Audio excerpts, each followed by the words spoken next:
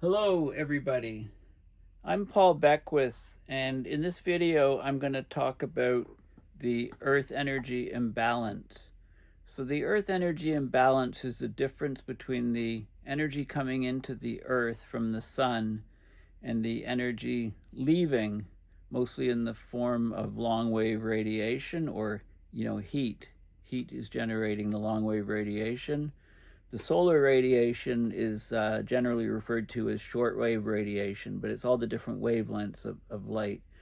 So a new paper came out recently by an Australian group looking at the Earth energy imbalance at the top of the atmosphere, breaking it down into long wave radiation, outgoing, shortwave radiation, outgoing, and reflectance, and looking at all those factors and looking at the sort of the net absorbed energy on the Earth system from, which is causing global warming. And from 2001 to 2014, it was about 0.6 watts per square meter.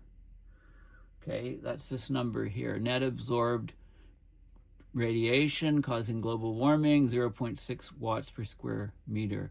You get that number by taking the solar radiation coming into that's absorbed by the Earth. So there's about 340 watts per square meter above the atmosphere coming down. The Earth overall albedo reflectance is 30%. So 30% of that goes right back up into space. 70% comes down and is absorbed within the Earth system. Some of it goes right into the atmosphere and heats the atmosphere, but the bulk of it goes and hits the Earth's surface and warms the sunlight hitting the Earth's surface, and it warms the surface. Now, the bottom line for the long wave radiation, or heating of the Earth's surface, that energy comes back up. The long wave radiation emitted into space is 239.9. If you take this number minus this number, you get the 0.6. The net warming, and this is between 2001 and 2014. So the breakdown of the energy is you get the Earth warming, and there's evaporation of water, and there's convection, so uplift of energy in air currents. That's 104.8 watts per square meter. That goes into the atmosphere. Okay, this number plus this number. The long wave radiation coming back from scattering and reflection in the atmosphere is 340.3. The long wave radiation coming from the surface that's absorbed by greenhouse gases is 358.2. Okay, the total long wave radiation from the surface, 398.2.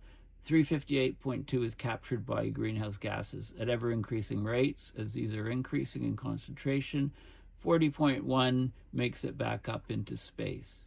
So if you look at the 199.8 coming from the heat and energy in the atmosphere, and the 40.1, it gives you the 239.9. Okay, so the net effect is a warming of 0.6. But that's no longer the case. Okay, that was between, let me go back down here. That was between, I'll go to the table to start off. From 2001 to 2014, that's where that 0.6 watts per square meter comes in as the Earth energy imbalance. Look how it's increased. So 2015 to 2019, it's 1.11, a huge jump, a spike upwards. And 2020 to 2023, 1.36, more than double what it was between 2001 and 2014. It peaked at 1.8, actually triple what it was in 2023. Okay, so what's happened? Let's go to the beginning. This is Perplexity AI. So tell me how the Earth energy imbalance is changing over time in the last 100 years. So first of all, the Earth energy imbalance, it's a difference between the incoming energy from the sun and the outgoing energy radiated back to space. A positive Earth energy imbalance means that the Earth is gaining energy, and that drives global warming. So from 1925 to 2025, the long-term trend, in the early 20th century, in fact, for most of the 20th century, the Earth energy imbalance was close to zero.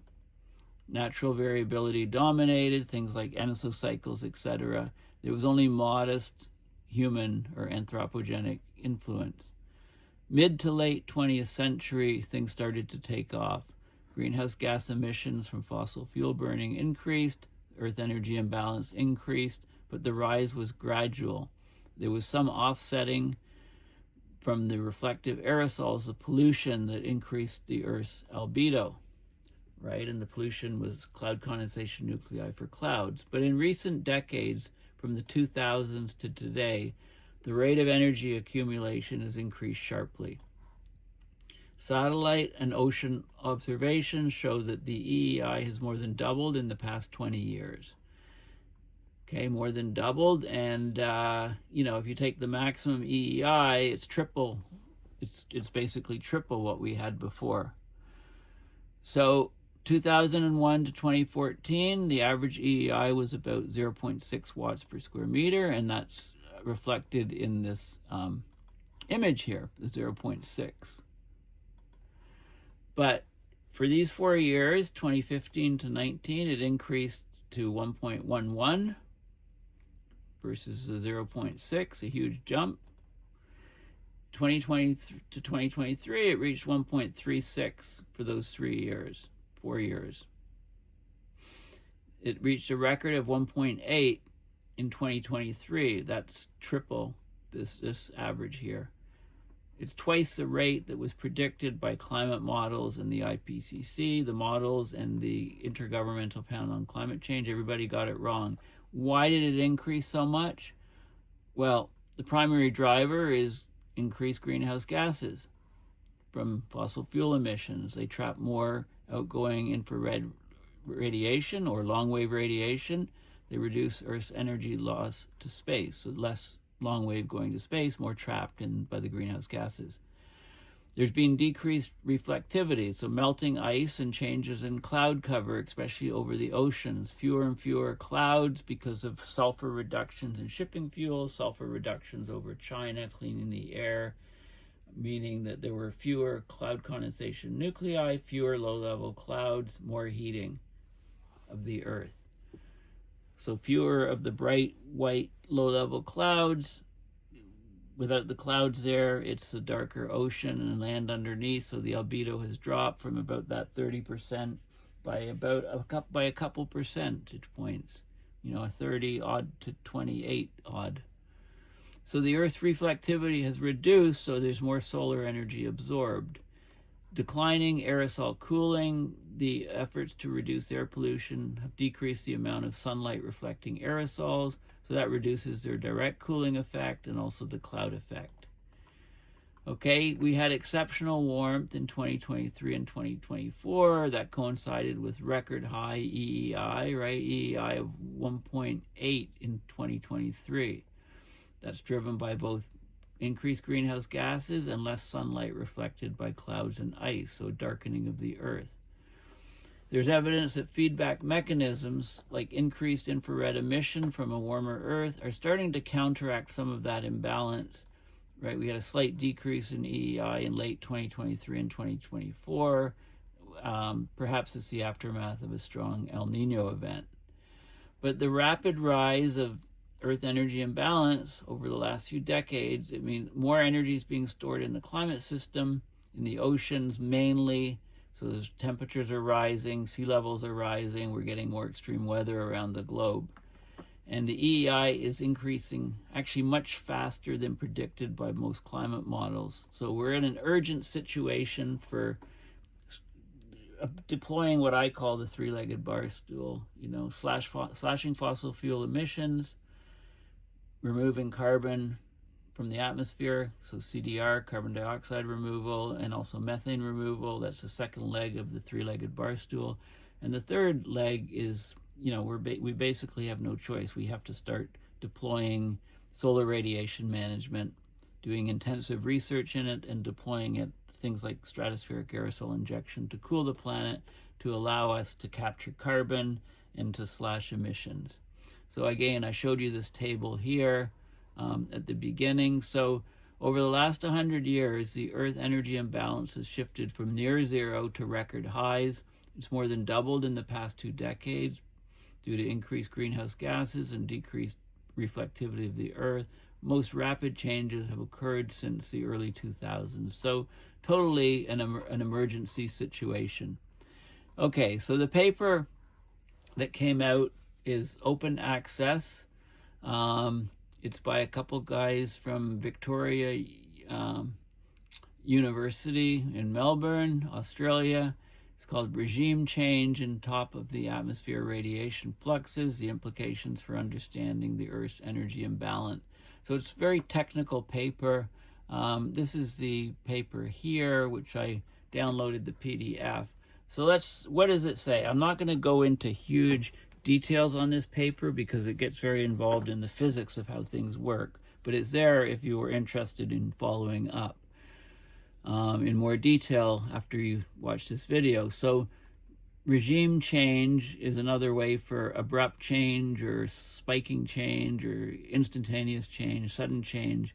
You get a change in the regime in top of the atmosphere, TOA, radiation fluxes, the implications for understanding the Earth's energy imbalance. So why has it changed so much in the last little while? So Earth energy imbalance is a major indicator of climate change. The metrics are top of the atmosphere radiation imbalance. So Earth energy imbalance, top of atmosphere, and the net internal heat uptake, so the net change. So EEI and temperature respond gradually to forcing on annual timescales. They look at they analyze these regime changes or shifts in the inputs to Earth energy imbalance top of atmosphere. And they look at the ocean heat content changes. So outward long wave radiation displayed rapid shifts in the observational and reanalysis records. There's also shifts or regime changes in the surface fluxes and the temperature. So OLR is the outward shortwave OLR is outgoing long wave radiation. They also look at outward shortwave radiation, OSR. That's sunlight that reflects outwards. The top of atmosphere net radiation.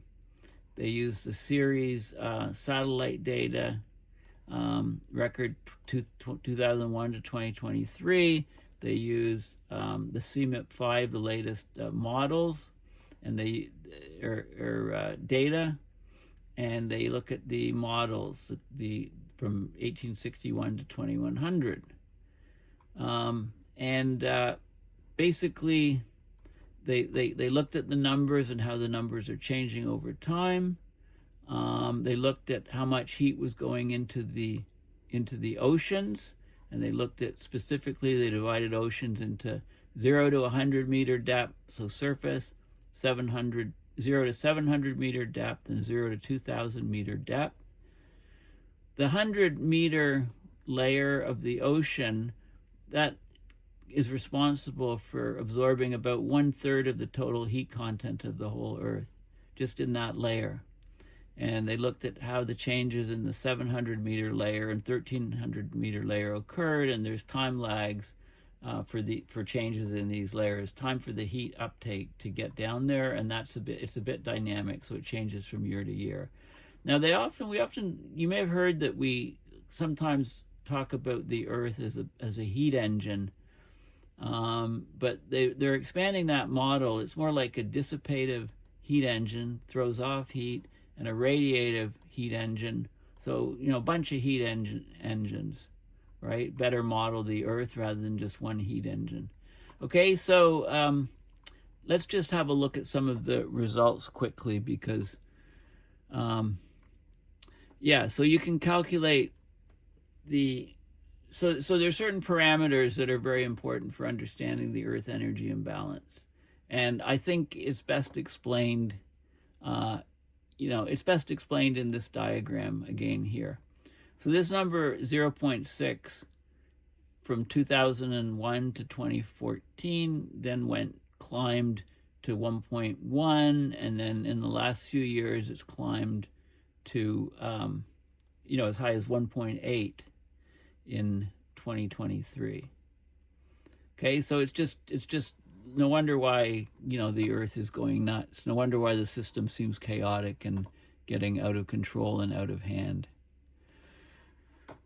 Okay, so I'm not going to go through this, except I'll just point out a couple of the most important things. So heat content basically makes up the Earth's internal energy budget. How the Earth is responding to these higher radiation levels, to the darkening, like lowering albedo, etc.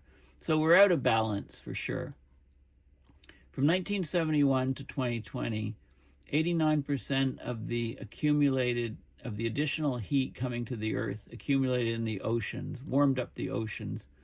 4% melted the cryosphere, the ice, at high elevation mountains and at both poles, mostly on Greenland at the North Pole and Antarctica at the South Pole.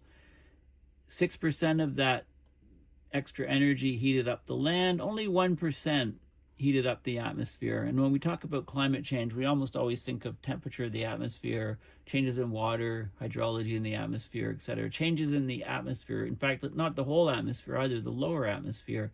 Well, that's only 1% of the energy. So you can imagine, we're only seeing, when we think just of the atmosphere, we're only talking about 1% of the heating. The rest is heating other parts of the Earth system. Okay, so that's important. And then there's a lot of analysis, and they talk about change points and regime change and so on. We'll just have a look at some of the results. So they divided it up into different regions of the Earth, and they looked at the changes in the various parameters.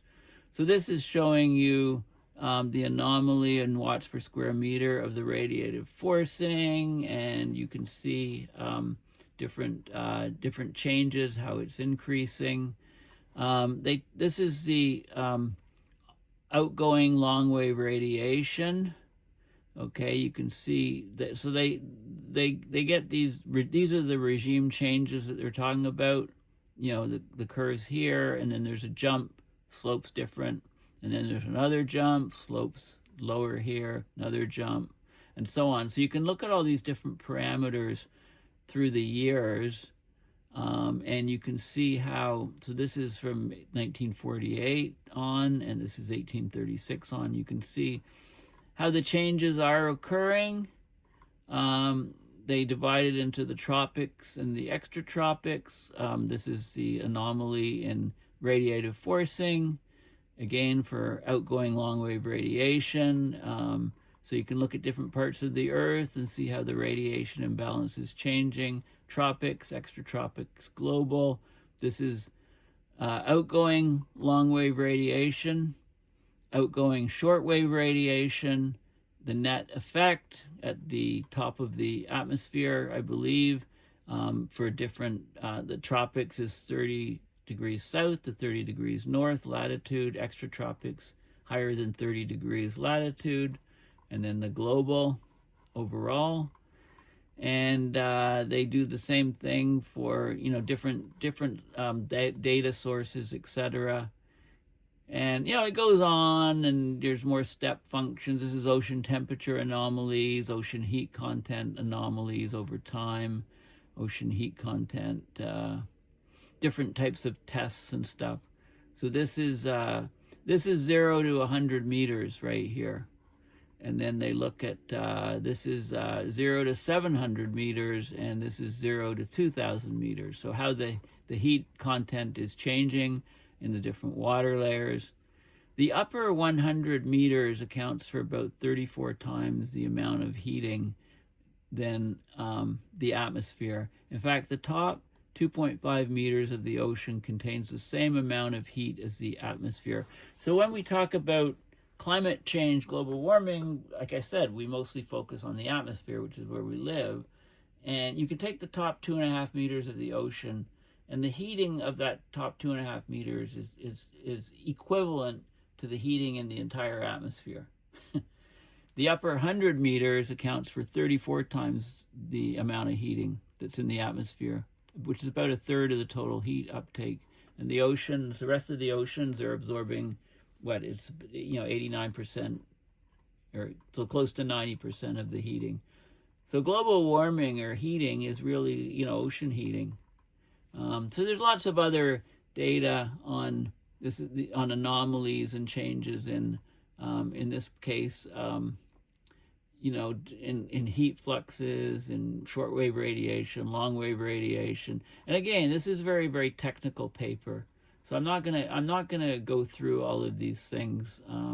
For one thing, I'm too tired today to get my head around it. I mean, you can see the effects of volcanoes and things.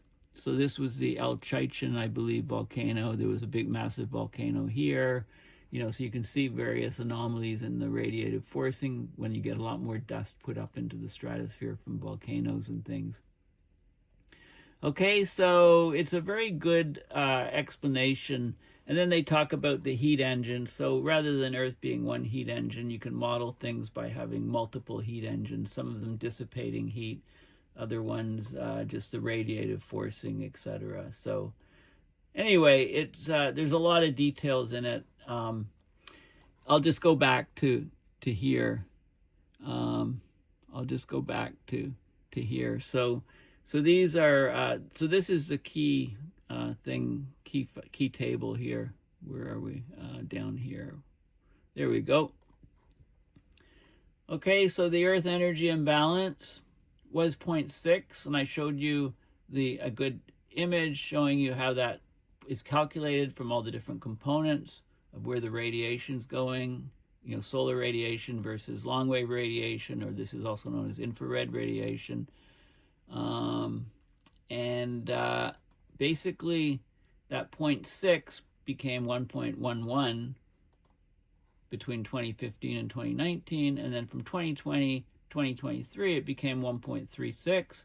That's averaged over those years. It peaked at 1.8 in 2023, which is 3 times higher than 2001 to 2014. So the changes in the Earth system have greatly accelerated, and we're reaching very, very, very, very crazy, a crazy situation. So the climate is going haywire, basically. The extreme weather events are going way, way up, and global food supply is threatened, access to water is threatened. All of these things are exacerbated, and then human actions are making them even worse, and emissions are way, way up, and we just want to keep building pipelines and drilling and so on, and not slash fossil fuels. That's just not happening. So this is where we are right now. So it makes the idea of three-legged bar stool, even more and more important. And I've been talking about that probably for at least a decade. I don't know when I first brought it up, but long time ago. Anyway, thank you for listening. Please consider going to my website, paulbeckwith.net, and donating to my PayPal to support my research and videos, or maybe weather wilding, whiplashing, and weirding, or this one here I think applies. I think this shirt applies to this video. All hell's breaking loose, climate mayhem. So there you go. Thanks for listening, and bye for now.